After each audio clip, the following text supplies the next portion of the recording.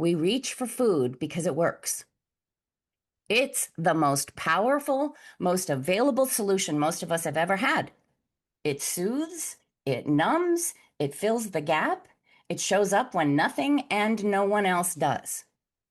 That's not weakness. That's an astonishingly good tool. And once you understand the real reasons you reach for it, you can finally begin to turn down the noise.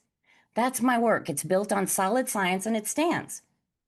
I have mad props for all of us figuring this thing out so early, solving way, yay us. Brava.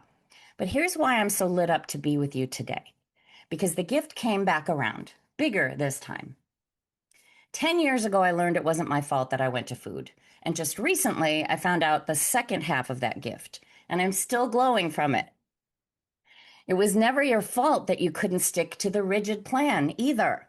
I'm going to say that again. It was never your fault that you couldn't stick to the rigid plan either.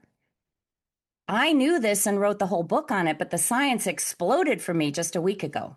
So think about that for a second. Every time you couldn't hold the lines, every time you were spectacularly on track, and then one deviation and bam, every Monday restart, every 3 good days, then the fall, every flippin' plan that works so well and you can't imagine getting back on again. You filed every one of these away as proof you were broken. And what I get to tell you today is it was the opposite. It was information and it was your biology, your psychology, your whole life telling you the truth. That the thing you were being asked to do was never going to work.